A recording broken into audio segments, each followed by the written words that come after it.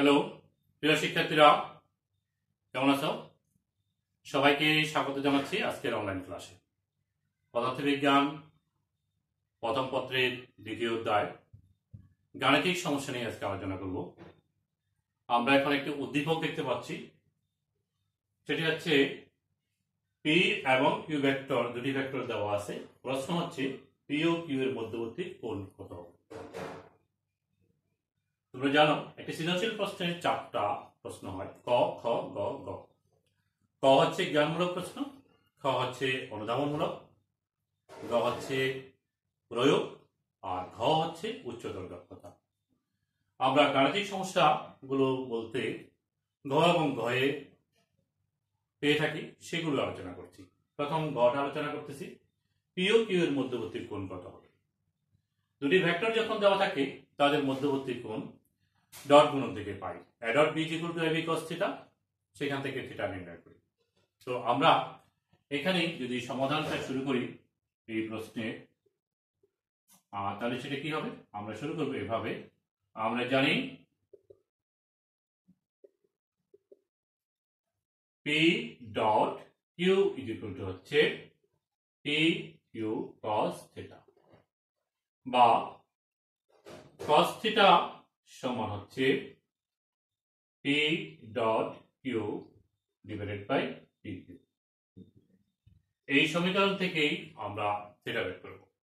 তাহলে প্রথমত আমাদের যেটা করতে হবে, পি এর মান বের করতে হবে, কিউ এর মান বের করতে হবে, পি এবং কিউ এর ডট পূরণ করতে হবে।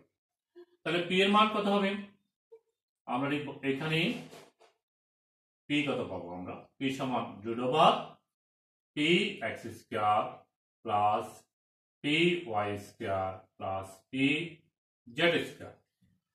আমরা একটা ভেক্টরকে যদি আমরা লম্ব উপাংশে প্রকাশ করি, তার এক্স অক্ষ, ওয়াই অক্ষ, জেড অক্ষের দিকের উপাংশগুলোর বর্গের সমষ্টির বর্গমূল থেকেই পি ভেক্টরটা পাই। এটি আমরা ভেক্টর মান নির্ণয় কিভাবে করি সেটা আমরা ইতিপূর্বে ক্লাসে আলোচনা করছি, এখন শুধু আমরা প্রয়োগ করতেছি। তাহলে দেখো, এটি হবে রুট ওভার পি এর মান হচ্ছে এক্স অক্ষের দিকের মান হচ্ছে 5 হোল স্কয়ার, ওয়াই অক্ষের দিকের মান হচ্ছে 2, তাহলে 2 হোল স্কয়ার, জেড অক্ষের দিকের মান হচ্ছে -3, তারপরে -3 স্কয়ার। তাহলে আমরা পি এর একটা মান পাচ্ছি। অনুরূপভাবে আমরা কিউ ভেক্টরের মান বের করব। কিউ ভেক্টরের মান কিউ সমান হবে root over q x square plus q y square plus q z square সমান, তুমি কি লিখতে পারবা? রুট ওভার কিউ ভেক্টরের এক্স অক্ষের দিকের মান 15 whole square plus 4 whole square plus -9 whole square. লিখতে পারো তো? তাহলে এই জায়গায় আমরা পি এর এই মানটা বসাবো, কিউ এর এই মানটা বসাবো, বর্গমূল রেখে দিই আমরা। তাহলে কত হবে একটু ক্যালকুলেট করো। আমি এখানে ক্যালকুলেট করছি, 5 square plus 2 square plus -3 square equal to হচ্ছে রুট 30।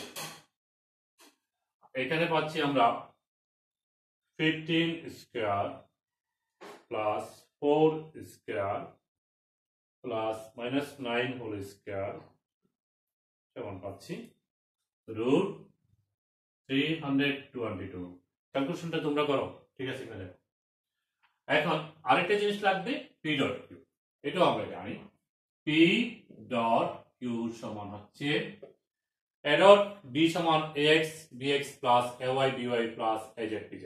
তাহলে এই পি ডট কিউ সমান তুমি লিখবা px qx plus py qy plus pz qz। সূত্র লিখতেছি, সরাসরি সূত্র, আর গুণন দিয়ে করতে পারবা, পি এবং কিউ করে ডট গুণন করে করেও তুমি সেটা করতে পারবা। তাহলে px qx মানে হচ্ছে 5 into 15, py qy হচ্ছে 2 into 4, pz qz হচ্ছে -3 into -9, অর্থাৎ 27 এর সাথে লিখে ফেলতেছি আমি 27। তাহলে এটা কত? 75 প্লাস 8 প্লাস 27, 75 প্লাস 8 প্লাস 27 সমান হচ্ছে 110। ঠিক আছে তো? তাহলে এখন তুমি মানটা 1 নং সমীকরণে বসাই দিতে পারো।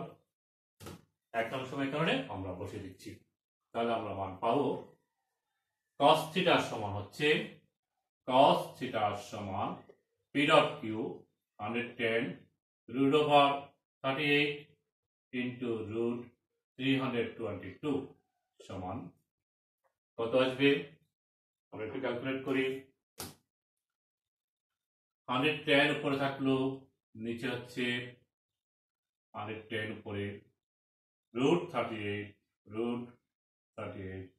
into root 322 সমান হচ্ছে 110.61645।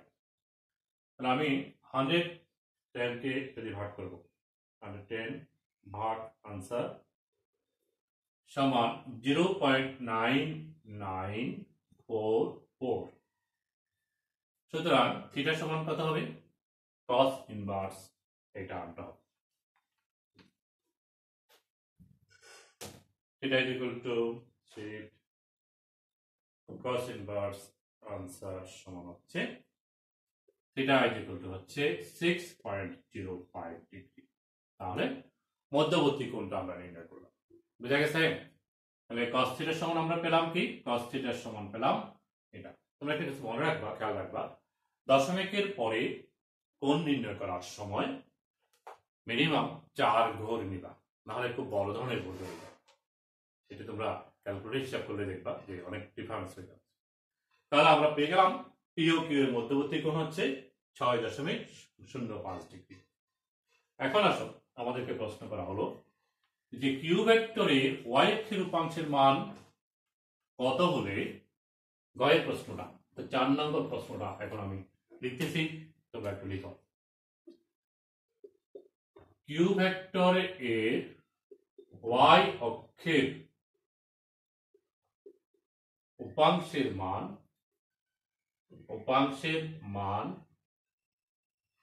কত হলে P vector O Q vector পরস্পর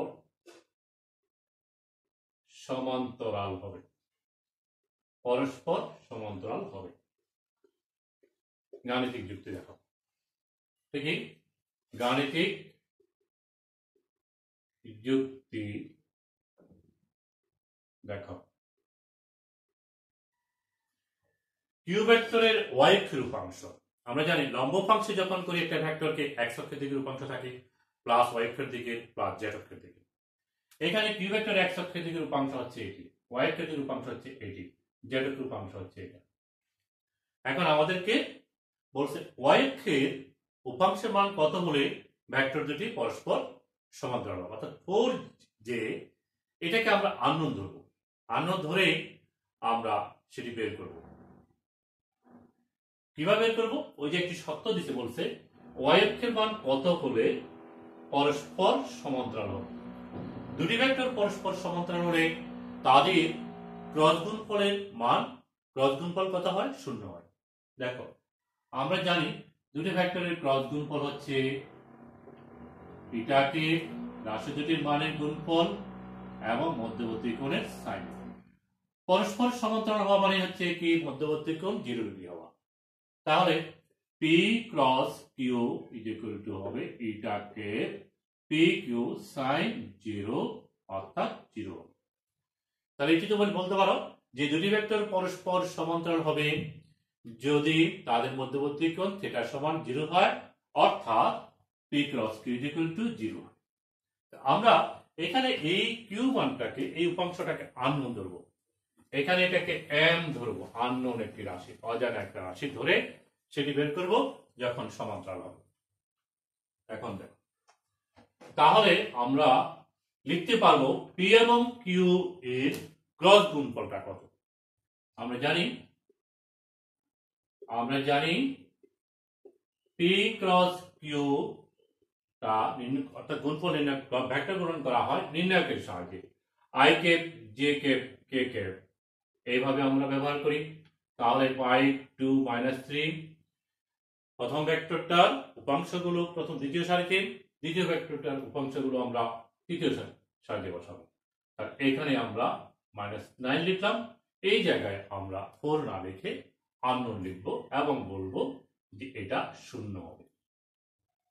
m এর মান কত হলে শূন্য হবে অর্থাৎ সমান্তরাল হবে সেটি আমরা এখানে দেখালাম, যে আমরা বলবো যে শূন্য হবে, তাহলে আমরা এখানে এটা লিখবো এবং এই ক্ষেত্রে এই ক্রস গুণফলটাকে শূন্য বলা যাবে। তাহলে এখন দেখো আমরা করতেছি, আই যদি নিচ্ছি তাহলে এই রোটা এবং এই কলামটা বাদ যাবে, এটি হবে -18 +3m। যে ক্যাপ দিব অর্থাৎ দ্বিতীয়টা নিচ্ছি, তাহলে এই কলাম আর এই রো বাদ যাবে, 45 +45 কে ক্যাপ নিচ্ছি, তাহলে এই কলাম আর এই রো বাদ যাবে, 5m -30 0। এটি আমরা লিখতে পারি। এখন উভয় পক্ষের সহগগুলো এই সমীকরণে উভয় পক্ষের এখানে 0 আর এখানে এগুলো আছে, সহগগুলো সমীকৃত করব। আই এর সহগগুলো, জে এর সহগগুলো, কে এর সহগগুলো। আই এর এখানে সংখ্যা এখানে 0 জে এর সাথে, এখানে আছে 5m +30। তাহলে কে এর সহগগুলো যদি আমরা সমান করি উভয় পাশে, তাহলে লিখতে পারবো m 5m -30 0। কি লিখবে এখানে? এখানে লিখবা উপরোক্ত সমীকরণের উভয় পাশের সহগগুলো সমীকৃত করে পাই। উপরোক্ত সমীকরণের উভয় পাশের সহগগুলো সমীকৃত করে পাই। তাহলে কে এর সহগ হচ্ছে 5m -30, ওই পাশে হচ্ছে 0। তাহলে তুমি লিখতে পারো 5m -30 0, অর্থাৎ m হচ্ছে 6। তাহলে যেই অজানার মানটা আমরা নির্ণয় করলাম সেটি হচ্ছে 6। 6 বসালেই সমান্তরাল হয় অর্থাৎ ক্রস গুণফল 0 হয়। তাহলে আমরা বলবো যে কিউ ভেক্টরের উপাংশ y অক্ষের উপাংশ যদি 6jk হয়, তাহলে p এবং q পরস্পর সমান্তরাল হবে। বুঝা গেছে? প্রশ্ন কি আমার? প্রশ্ন হচ্ছে কিউ ভেক্টরের y অক্ষের উপাংশের মান কত হলে p এবং q পরস্পর সমান্তরাল হবে। আমরা জানি পরস্পর দুটো ভেক্টরের গুণফল হচ্ছে এটা। পরস্পর সমান্তরাল হলে মধ্যবর্তী কোণ 0 ডিগ্রি হবে, অর্থাৎ তাদের গুণফল হবে 0। আমরা এটা জানি, গুণফলটা ক্রস গুণফলটা আমরা নির্ণয়কে সাহায্য করি এবং সেটি সমান 0 বসাবো, যেহেতু সমান্তরাল বলছি। অজানা মান এই y অক্ষের উপাংশটা m ধরে, m হলেই 0 হবে ধরছি আমরা, অর্থাৎ সমান্তরাল হবে। তাহলে সেখানে নির্ণায়কের সমীকরণ ব্যবহার করলাম, করে আমরা এই সমীকরণটা পেলাম। এই সমীকরণের উভয় পাশের সহগগুলো সমীকৃত করব। সমীকৃত করলে আমরা এখানে পাচ্ছি 5m -30 0 লিখতে পারি, অর্থাৎ m 6 হবে। তার মানে y অক্ষের যে উপাংশটি আছে সেটি যদি 6jk হয়, তাহলে p এবং q পরস্পর সমান্তরাল হবে। এই হচ্ছে আমাদের এই উদ্দীপকটির সমাধান। আমরা এখন আরেকটি উদ্দীপক আলোচনা করব।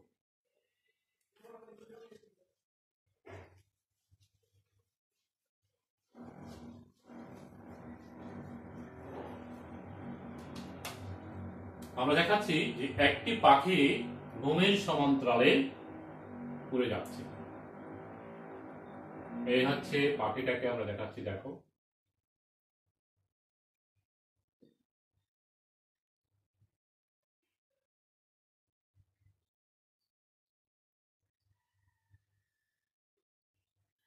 এই হচ্ছে তার একটা পাখা, আর একটা পাখা হচ্ছে এটা। এখন পাখিটা যখন সামনের দিকে এগিয়ে যায়, তখন এই পাখিটা তার ভূমির সমান্তরালে যাচ্ছে। এই পাখাগুলোর প্রতিক্রিয়া বলটা কাজে লাগাচ্ছে। এই পাখাটি বল প্রয়োগ করতেছে এদিকে, এটা প্রয়োগ করতেছে এদিকে। ঠিক তার প্রতিক্রিয়া বলটা আমরা যদি বলি এ বরাবর বল প্রয়োগ করতেছে, এই পাখাটি বি বরাবর বল প্রয়োগ করতেছে। এই দুটা বলের প্রতিক্রিয়া বল ওএ এবং ওবি ক্রিয়া করে। এই দুটা বলের ক্রিয়ায় পাখিটি সামনের দিকে এগিয়ে যায়, পাখি এইভাবে ঘুরে। এখন আমাদের উদ্দীপকে দেওয়া আছে এই মধ্যবর্তী কোণ হচ্ছে 60 ডিগ্রি। পাখি এই পাখা দিয়ে যে বলটি প্রয়োগ করে, উভয় পাখা দিয়ে সমপরিমাণ বল প্রয়োগ করে 5 নিউটন বল প্রয়োগ করে। এটা যে বলটা প্রয়োগ করতেছে সেটি হচ্ছে 5 নিউটন, এদিকে যেটি বল প্রয়োগ করতেছে সেটিও 5 নিউটন। তাহলে প্রশ্ন হচ্ছে লব্ধি বেগ কত হবে? আমাদের প্রশ্ন হচ্ছে উদ্দীপকের প্রশ্ন হচ্ছে কি লব্ধি বেগ কত, লব্ধি বেগ কত, অর্থাৎ পাখিটি কত লব্ধি বেগে যাচ্ছে। উদ্দীপকটা একটু খেয়াল করো। আমরা এখানে আরেকটু দেখাই, এটা হচ্ছে উত্তর দিক, এটা হচ্ছে দক্ষিণ দিক, এটা পূর্ব দিক, এটা হচ্ছে পশ্চিম দিক, এভাবে আমাদেরকে দেওয়া আছে। উদ্দীপকটা পুরা খেয়াল করো, উদ্দীপকটা তুমি লিখে নিতে হবে।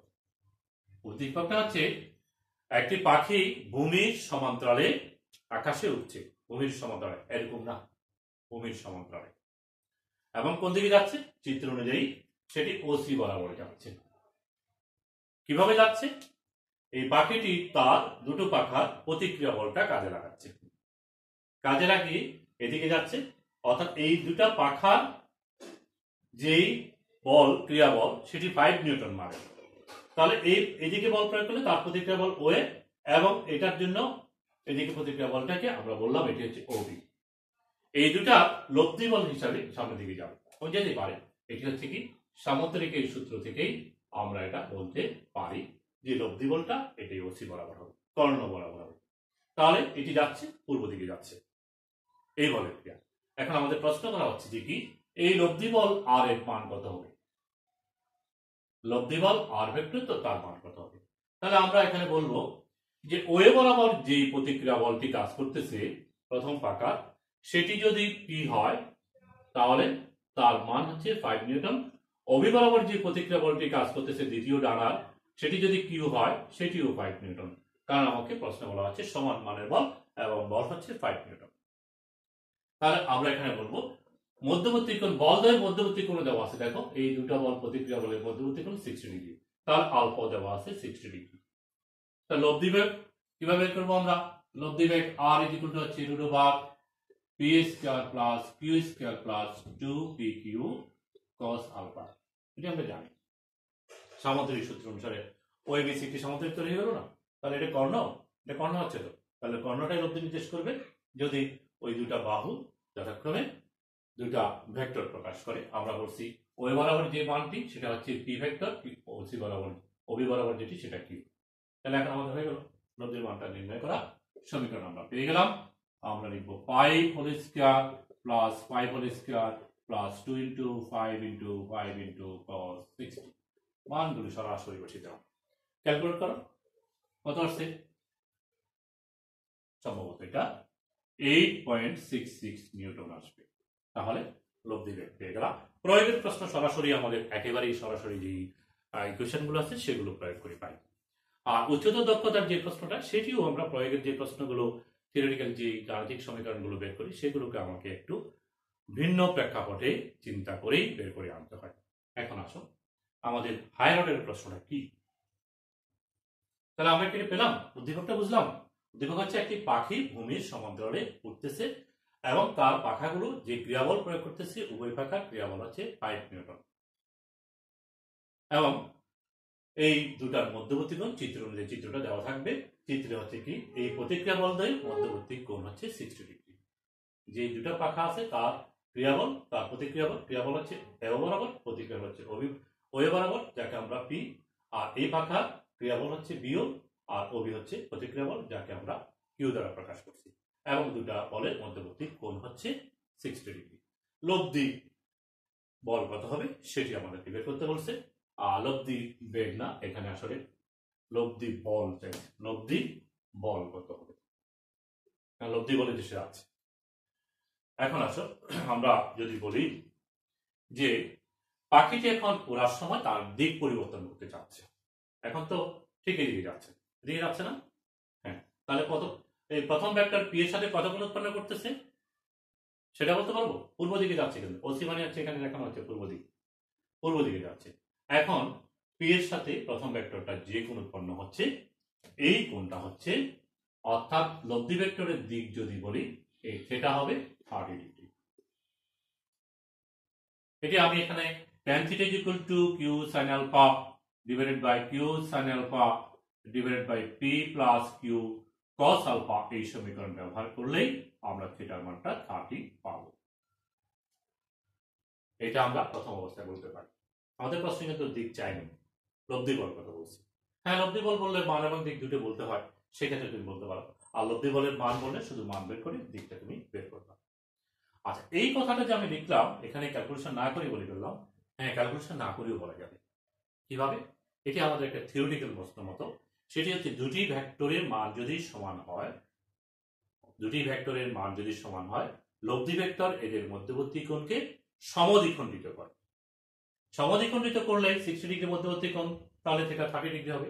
এইভাবে তুমি বলতে পারবা যে এই পাখিটি ওয়ে বরাবর তার এই পাখা দিয়ে যে বলটা প্রয়োগ করতেছে তার প্রতিক্রিয়া বলের সাথে 30 ডিগ্রি কোণ করে যাচ্ছে, অর্থাৎ প্রতিক্রিয়া বলটা পূর্ব দিকের সাথে 30 ডিগ্রি কোণে আছে।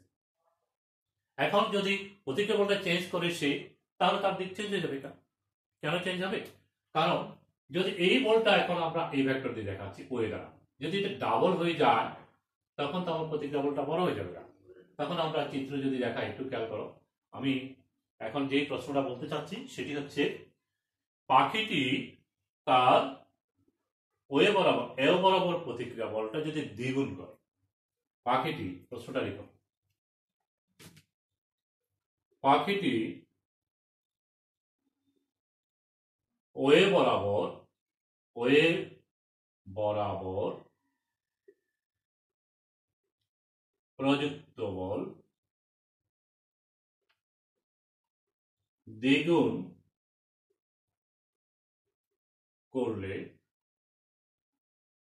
কোন দিকে উড়বে?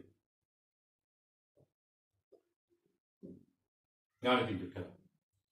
ওয়ে বরাবর যদি তার ওয়ে বরাবর না, সেটা প্রয়োগ করবে এও বরাবর। এও বরাবর প্রযুক্ত বল যদি 5 নিউটন জায়গায় এখন 10 নিউটন করে, তাহলে তার এখন কোন দিকে যাবে? আগে তো সেই পূর্ব দিকে যাচ্ছে, এখন সে দিক পরিবর্তন হয়ে যাবে। পূর্ব দিক থেকে দিক পরিবর্তন হয়ে যাবে। এরকম দেখো, এরকম ছিল তো পূর্ব দিক, তার সাথে দিক পরিবর্তন হবে। আমি সেটা তোমাদেরকে চিত্রের মাধ্যমে দেখাই।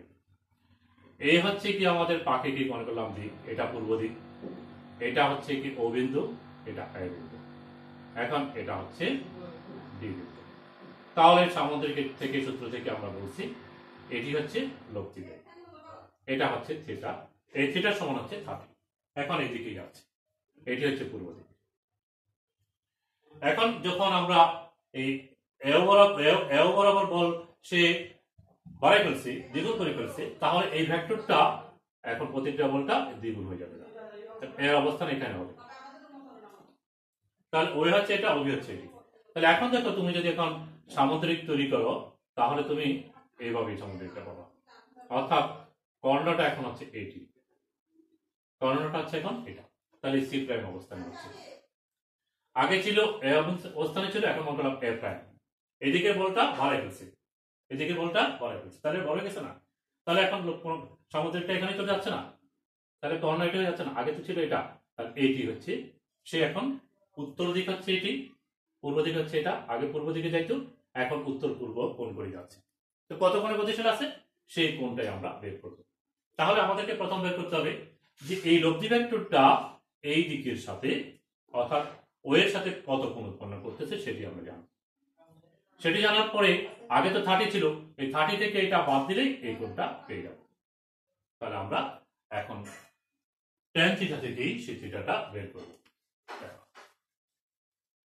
তাহলে যখন তার পাখিটি তার এই এও বরাবর ক্রিয়াবল দ্বিগুণ করলো, তাহলে ওয়ে বরাবর তার প্রতিক্রিয়া বল, ওয়ে বরাবর যে প্রতিক্রিয়া বল সেটা যদি আমরা পি ভেক্টর বলি, তাহলে সেটি পি ভেক্টর আমরা ধরে নিচ্ছি এখানে, সেটি এখন হবে তার দ্বিগুণ, অর্থাৎ 10 নিউটন। আর ওবি বরাবর যে বলটি আমরা আগে হচ্ছে সেটা পরিবর্তন হচ্ছে না, সেটি 5 নিউটন। এখন লব্ধি বলের দিক থেকে, এখন এই অবস্থায় পরিবর্তিত অবস্থায় লব্ধি বলের দিক থিটা প্রাইম কত সেটি আমরা নির্ণয় করব। আমরা tan থিটা দিয়ে করতে পারব। tan theta prime is equal to Q sin alpha divided by P plus Q cos alpha, এই সমীকরণ থেকে করব। তাহলে এখন আমার পিটা আগের মতো নাই, পিটা এখন ডাবল হয়ে গেছে, যার কারণে আমার থিটাটাও চেঞ্জ হয়ে যাচ্ছে। আমরা মানগুলো বসাচ্ছি, মানগুলো বসালে আমরা পাবো, খেয়াল করে দেখো, কিউ হচ্ছে তাহলে 5 sin আলফা, আলফা কত? sin আলফা মধ্যবর্তী কোণ 60 ডিগ্রি, প্লাস পি হচ্ছে 10 প্লাস 5 cos 60 এই মানটা আমরা ক্যালকুলেট করব। ক্যালকুলেট করলে আমরা পাবো 0.346 0.346 খেয়াল করবা। তাহলে আমরা এই ক্যালকুলেশনটা আমরা একটু করে নিই, ঠিক আছে কিনা? এটা তোমরা করবা, করার পরে তুমি থিটা পাবা tan theta tan inverse theta prime equal to 0.346। দেখো আমি একটু ক্যালকুলেট করি যে বাই কত পাই।